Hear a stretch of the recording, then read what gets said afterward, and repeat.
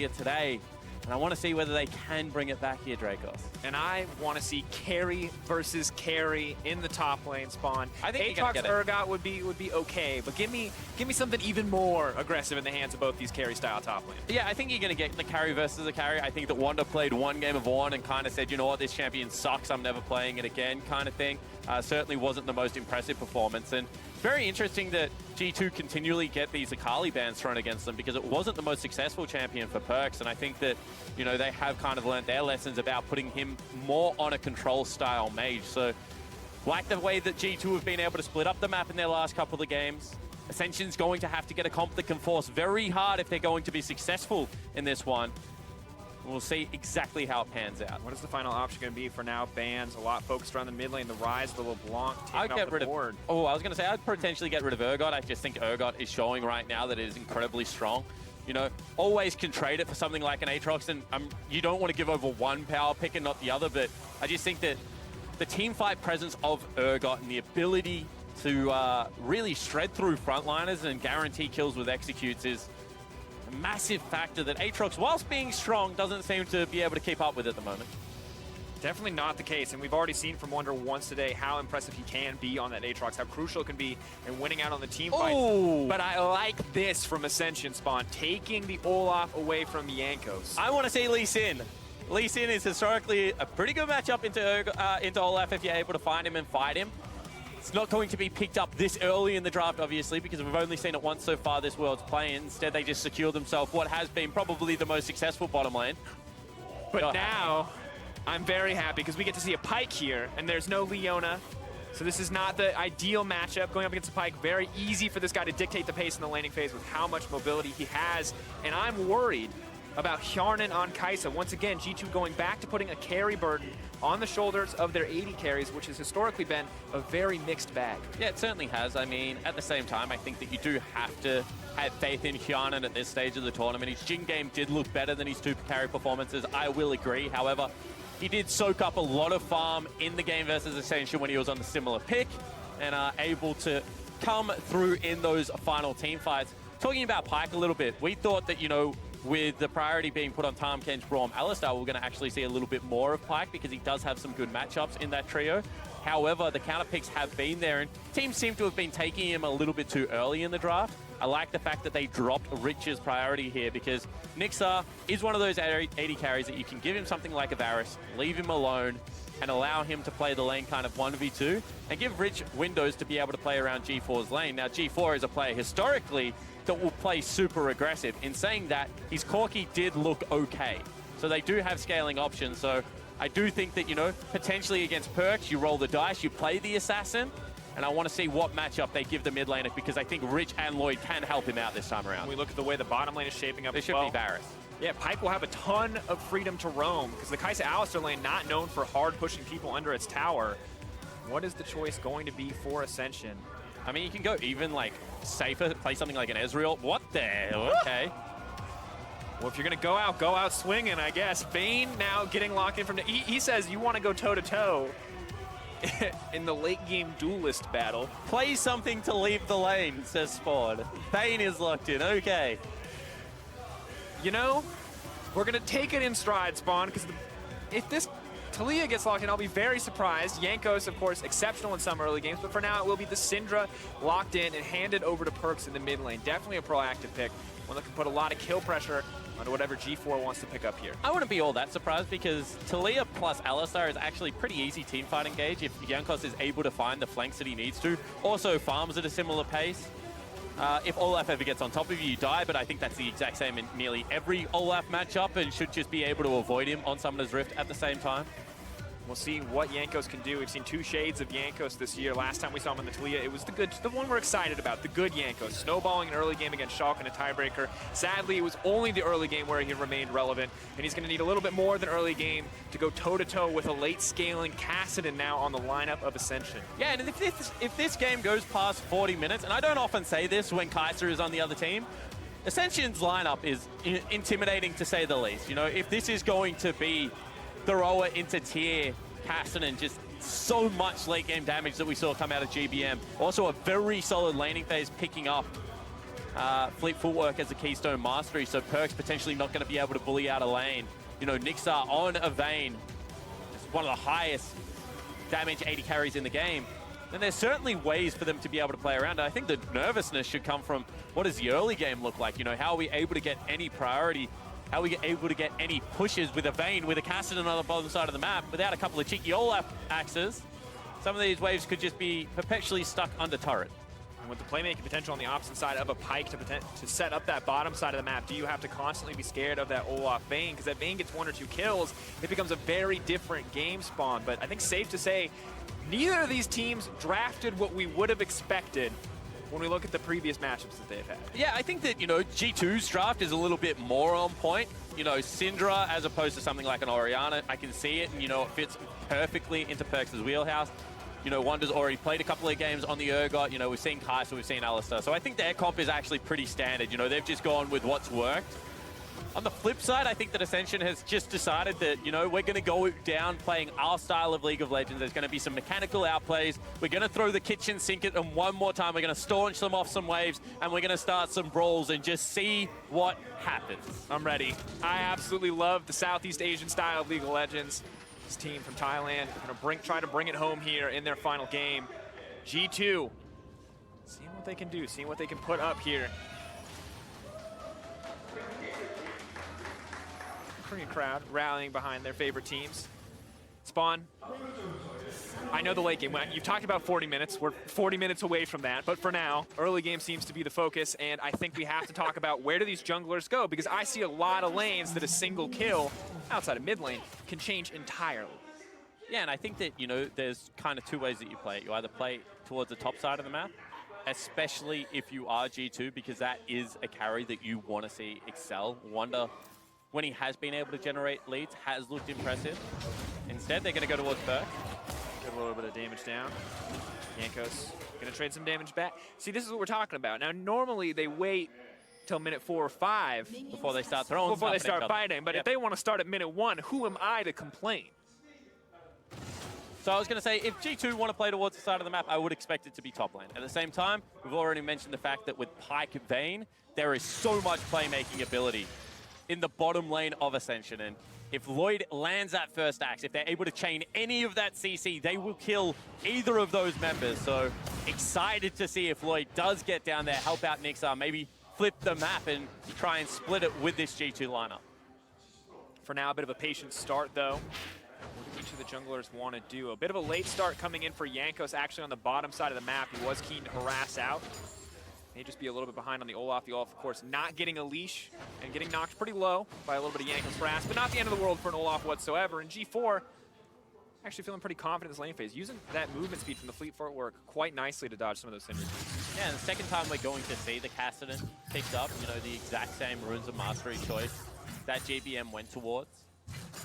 The late game scaling is going to be there, so all you need to be able to do is get yourself through that early laning phase, and it doesn't look to be a problem right now for the Kassadin. So pressure is on Perk. What can he do with the shelf priority that he's going to be able to generate? Can he push and help out Jankos on one of the sides of the map? Is he just content to go for the plays? Because last time we saw this, it was actually the LeBlanc leaving the lane, picking up 3 early kills, and still it did not matter. G4 now trading back. A lot of damage being thrown out by Perks. Magic Shield not going to be too effective in that trade. He missed 2 creeps. Pressure in the mid lane from Perks, I think unsurprising in the early game. How long can Kassadin hold out is always the better question in this lane. And how long will Perks survive if Kassadin can hold out and get that level 6 under his belt? Well, it's actually G4 that experienced the flip side of this lane. So I like the fact that, you know, he obviously didn't enjoy playing against it all that much. So instead he says, you know what, I'm going to give it a crack. I'm historically one of the better assassin players in my region. And you can see the lane is actually going fine for him. It's hit the turret. It's going to bounce back slowly. He's got a teleport to be able to rejoin this wave if he wants to be able to do so.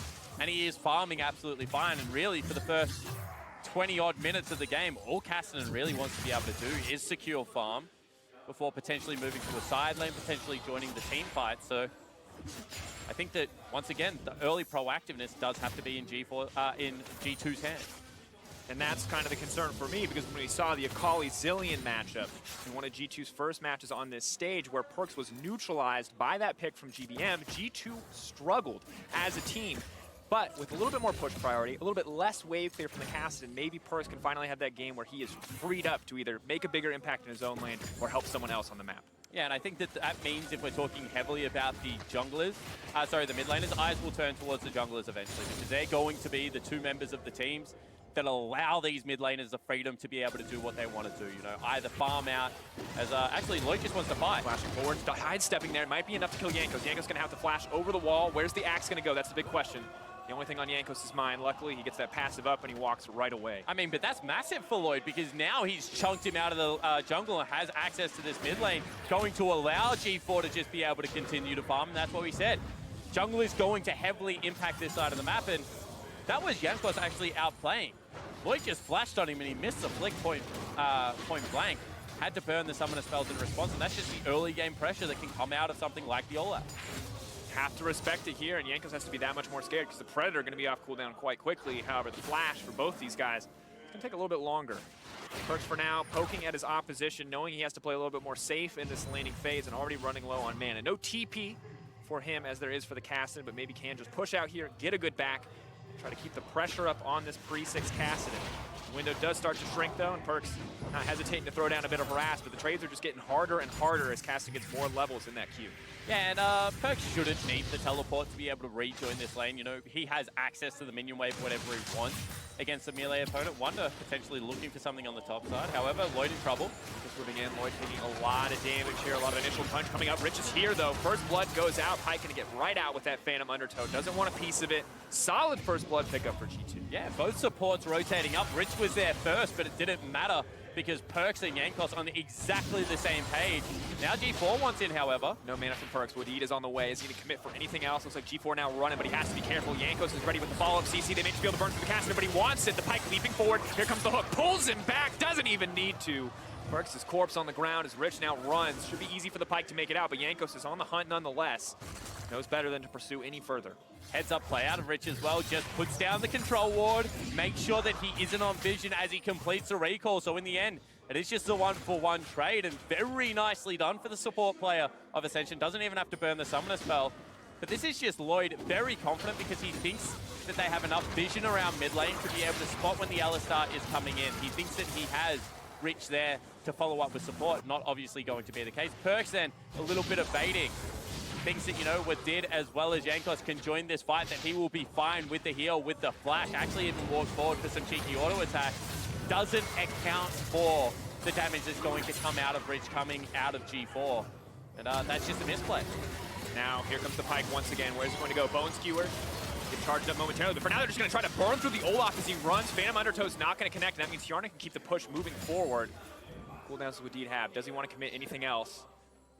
Zoning off, but they're not going to commit anything more for the play. Yeah, that's a disappointing gank coming out. They looked like they were behind. Nixar looked like he had burnt the flash to be able to make something happen there. Not going to be the case. G4 runs into Perkz. So poking down on Perkz. Perkz, of course, with the ultimate available, but G4 not concerned whatsoever. Has the catalyst, a bit more tankiness. Of course, the passive of Kassadin to keep him a little bit more resistant to the early plays, but Jankos now has to be careful. He's the one in trouble. Level 5, red buff may be able to peel him back, but almost impossible to get this Kassadin out of him without the help of Perkz. He goes in, he wants a little bit more, but he's gonna need one more alt charge or the flash to commit. Now is he gonna go for Perkz too? He has the red buff, he has the regen. Maybe he can keep this play going. Wonder wants to keep it, but Lloyd is on the backside. G4 leaping over. Double kill dropping for G4. Wonder fires back, but this Kassadin is taken off. Yeah, it certainly is. However, Wonder is already 30 CS ahead in the top lane, now has a red buff and a kill, so not all bad news for G2 fans. G4 at the same time, we saw what kind of the 0-0-0 Kassadin did when it got its items. Now he is 2-1-1, up in CS, having a very good time in this lane so far. This is, one more time, just a little bit of greed, backing on a ward, doesn't exit out of the jungle in vision. And you can see that G4 just plays it confidently. There's no mana available. Credit to Wonder, he's already started the rotation down. You could see it already at the back of the red buff by the time he died. Jankos looking for the gang. Jankos and the ultimate. Rich is going to be able to leave out safe, but Nixar not quite so lucky. Not enough time to wait for the wall, and that means he drops the Hjarnan. A lot of blood being traded back and forth across the map. Good on G2 to get something there. Wonder continues to be a strong point on the top side, but now having Hjarnan ahead in his lane will make it much easier as G4, as you may have guessed, only continues to get scarier. Spawn, you already talked about it. Luckily, Jankos is here to dissuade him from going any further, but you know he'd chase Perks to the end of the earth just to get that kill. Without flash and heal, look, I'm not saying he can 2v1, but I'm surprised that he didn't give it a red hot go there, because full health, full mana, Spawn. no summoner spells in his own right, I guess. You told me 40 minutes, man. It's 9 minutes. This man should not be able to 2v1. No, he probably can't, but I'm just saying G4's traits as a person would lend himself to maybe take the risk in doing so. We've already seen him throw the gauntlet a couple of times this game. Now has a couple of members also behind Perks' turret. One of them being his top laner, Rocky, that has flash available. Dracos, do they go for this? They want to go for it. Already using the ultimate for the Aatrox to get him in faster. Perks, there's really no way out here, just hoping he can get a kill back. Rocky going to grab one. ASC absolute control over this mid lane. Perks cannot even play the game. Wonder gets to free farm on the top side, but how much is it going to be worth? This Cassidy is really starting to become a problem. When you don't even have push priority, when you can't force him out of lane, you're definitely not killing him with 2 magic damage users. Something has to change in the game at the moment, and G4 just continue to scaling up. Wonder doing the same thing on the top side. As you mentioned, got to go back to it. He's 40 CS up, has that cull about to cash in. It's going to be a race against 2 of the carries here. Mitch.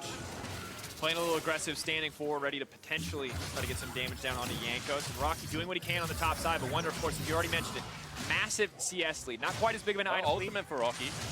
Be able to go for it. Ulti goes out, flash to take that one away. Now G2 looking to force play onto Rich. Chain CC has to be perfect to kill the Pike, and it is taken out by the side of G2. Yeah, beautifully played out of Wonder and Hadid. Jankos and Hadid there, just able to bait in Rich. Know that he wants to get out of that lane. They're pushing in aggressively. They're going to be able to break first structure. And finally, one of the lanes going very right for G2. And this aggressive early game is what you want to see from G2.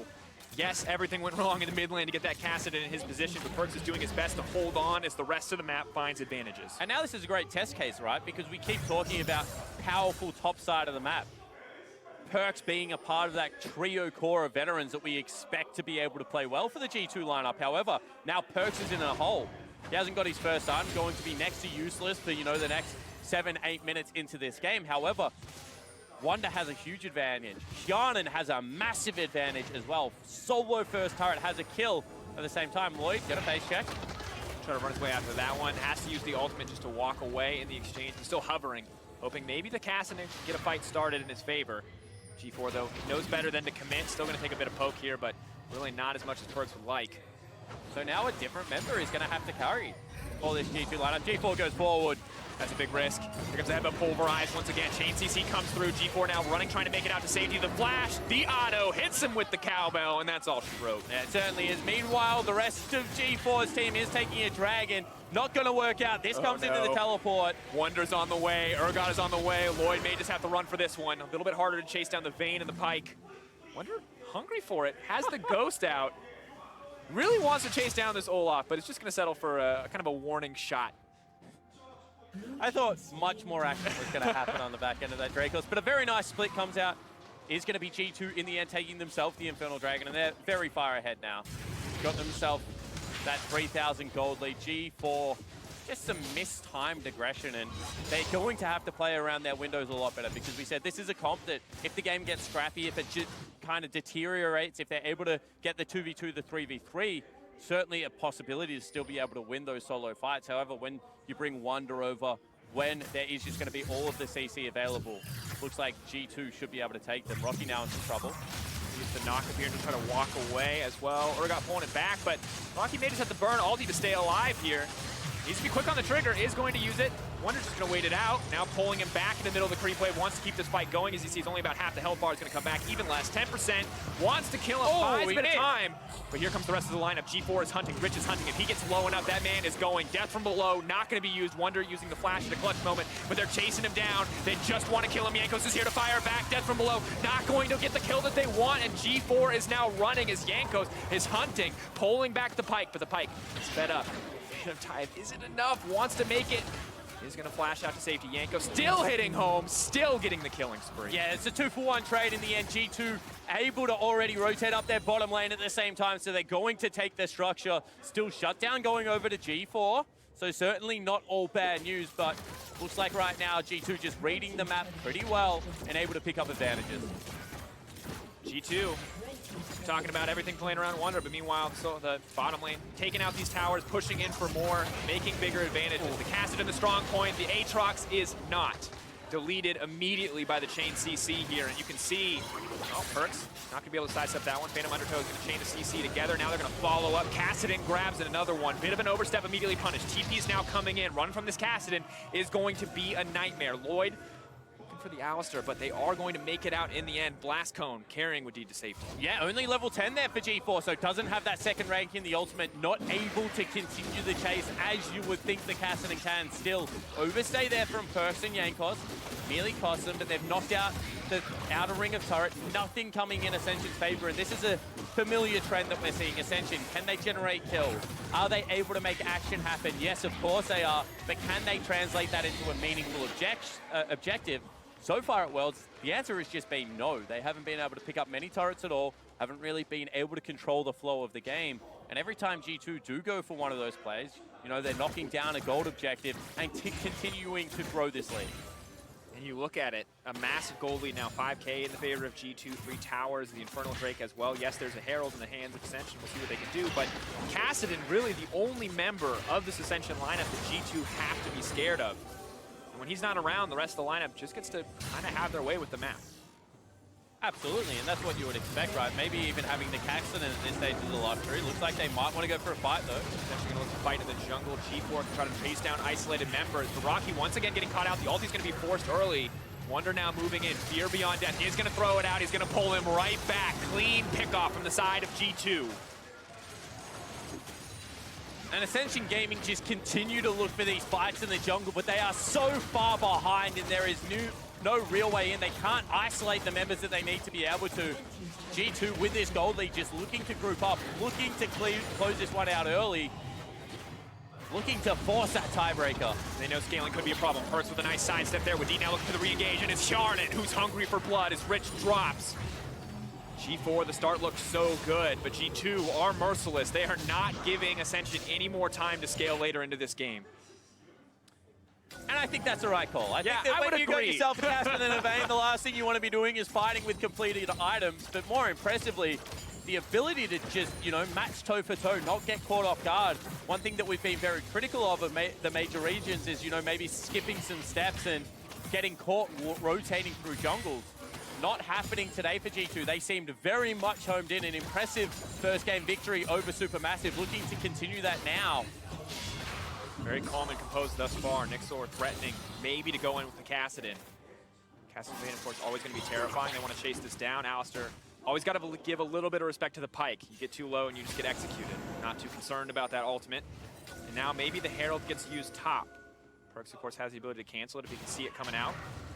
They're just waiting on the timer. It is going to run out soon, so they need to make a decision. ASC, can you break your first tower of the game with this Herald?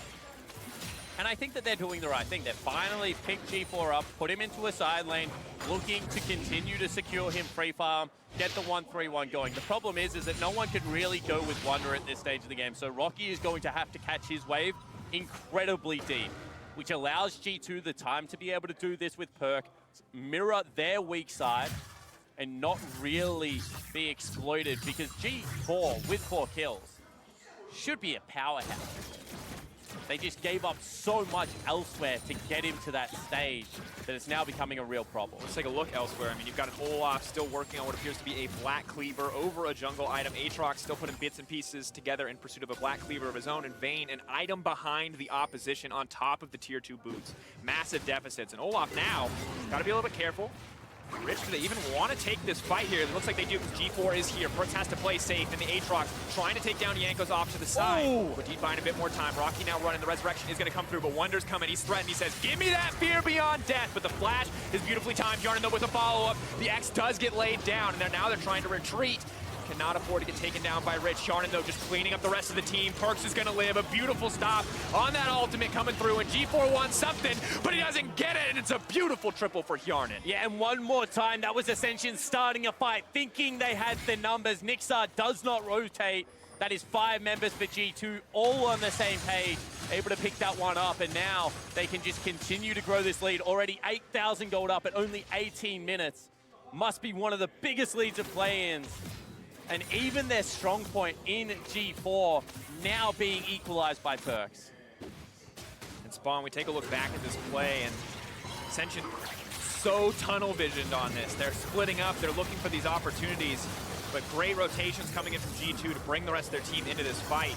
And maybe if Jankos dies there, you know, it's a different story. They can continue the fight on 2 different ends, but Wonder does a great job of first pushing the Vayne out of the team fight because there is no escort for her before rejoining with the majority of numbers. Just a heads-up play coming out of Wonder. Good exhaust on the back end, but really the ability to just shepherd Nixar away, you know, get rid of that 80 carry, opened up a whole heap of space for G2 to be able to play around, and they just used it expertly. Beautiful performance from G2 in that fight, and kind of in skirmishes across this game outside of the few in the early game that Ascension were able to win. And now we check in, the gold lead just continues to grow for G2. 7K just about in their favor. Baron's not even up yet, Spawn. It is still 19 minutes. We're 20 minutes shy of the terrifying 40-minute Kassadin Vayne, and hard to imagine the game going that far at this point. Yeah, especially when your 80 carries 4,000 gold behind. I mean, that is a little more than an item, and is going to start hurting. I think that the difference between day 1 and day 2 teams, you know, G2 looking a little bit sloppy day number 1, coming back in a massive way right now. Infinity, similar boat, just shows that the consistency at Worlds needs to be appreciated. We'll see whether they're able to continue this role, because sure, they have to throw out Ascension. We've already close out Ascension. We've already seen one massive comeback today from Infinity against EDG. G2 do not want something similar to happen. They go for the fight. And now running Blade of the Rune King means that Vayne could have chased there, but doesn't want to risk it. Wonder, you walk into those shotgun legs, you are gonna die. As soon as the CC missed, there was just so much turnaround potential from Wonder. G4 not able to defend turrets. One of Kassadin's main strengths in the mid game is he's split pushing. Well, against 4 members, you can't really do that, unfortunately. And Rocky just has no presence on the opposite side of the map, so G2 just dictating everywhere right now. And unfortunately, 10,000 gold down there is just no good team fight to take. Ascension being starved out. Absolute control of the top side, denying every resource they can. Jankos using the ulti just to see if they can catch anyone sleeping under the tower. For now, the focus remains the tower, however. Kills not on the mind of G2. They'll take an opportunity if they get one, but they want the objectives more, and they'll just continue to extend this gold lead. Spawn, literally a minute ago it was 7K. We're up to 10K now. G2 are monstering this game. Yeah, and this just shows their experience. Wonder looking for a little bit of a tango, not going to be able to find one, but just the ability to identify what the next objective is and then move there safely. You know, pick on the Kassadin, the lowest amount of wave clear. Start Rocky's lane nice and deep. There's no response play. And then as we already mentioned, you know, if Jankos gets out that wall, Wadid has kind of the barrel to start shooting fish in. And there's nothing really that Ascension can do with that play. So G2 just picking up every bit of available gold, you know, taking away jungle camps at the same time. And now they will just have to be able to position around Baron. This game is one Baron bait, not even the Baron itself, but just one face check away from being a G2 victory. And Ascension really have run out of all good options. You know, the Hail Mary steal or a perfect team fight is really all that is left. Dire straits, most certainly for Ascension. Can they find a win on this stage? Will G2 take that away from them? Maybe they can make a daring move. Maybe it's a death brush. Maybe it's G2 overstepping on a Baron so that Ascension can steal it away and buy themselves a bit more time. But even now, difficult for Pike even to clear out a bit of vision, let alone take mid lane control, put anything down around this Baron. Well, normally you want to bring your jungler with you when you're clearing out vision. The problem is that Lloyd hasn't even finished his jungle item and is right now very squishy. So if he goes anywhere near that, he's going to have to burn summoner spells, means he can't get into the pit. And you can see that right now, G4 doesn't do that much damage. But the Vayne is on the way, and she might. The Blade of the Rune King comes through. Wonder's still going to throw out the ult. He still wants to use the Fear Beyond Death. Not going to get pulled in, though. Nixor being there saves his butt. Certainly does, and there is no posturing right now over the Baron objective. They're not in the pit, they haven't started it up, and there is a teleport on both members that attack that side lane. So creative use of a split pusher there out of the Ascension lineup comes up massive. Rich, though, has to be careful. He's just going to leap out to safety. Connected There over they the go. Kaisa, instantly leaping in. That's Rich going down. Rampage now for Jankos as he takes the kill credit. TP comes in for ASC. They think this is their chance to fight. G4 wants a little bit more. They know that Wonder is not here. His TP up and available as he respawns. He's not going to get a chance, though. In goes the Aatrox. Perkz doing what he can to peel back the fight. But Hjarnan going off on the backside. Takes down the Vayne. G4, though, going to get one back. Rocky kills himself as he tries to dash over the wall to safety. And it is Hjarnan on cleanup duty in the back end of that fight. Yeah, it certainly is, and this is a different kind of G2. You know, not Perkz carrying. Sure, got out a lot of team fight damage, but did fall down. But Hjarnan today showing that he too wants in on the action. 7-0-2. Able to have a great performance, but really it is just all about the jungler. Jankos 5-1-10. 15 out of 18 kill participations.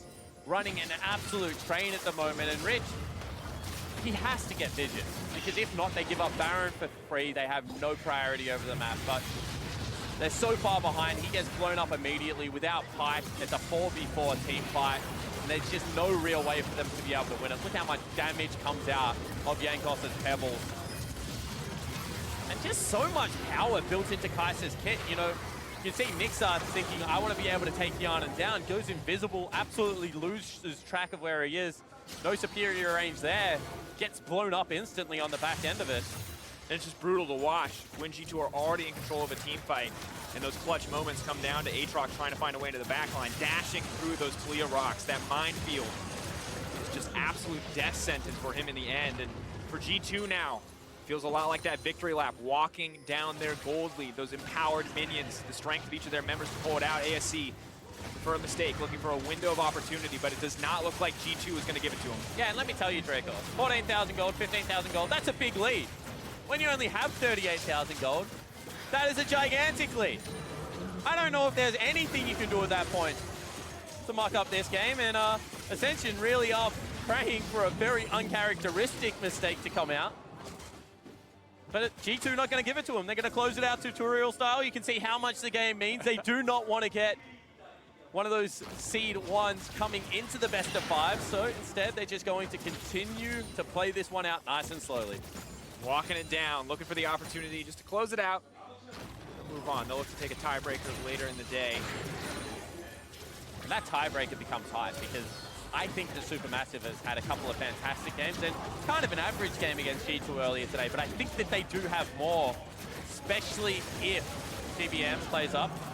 Sorry about that. Yeah, Hjarnan killed Olaf. Yep. That's what happens. Of course, a massive gold lead, so it is just G2 walking this one down. Now, we are still waiting. Maybe this is the moment. Maybe Nixor can do something, but sadly, that is a fed Urgot. You just do not get to play League of Legends when he pushes that R button. Jankos going to bring in another kill as well. Double in the end for Wonder.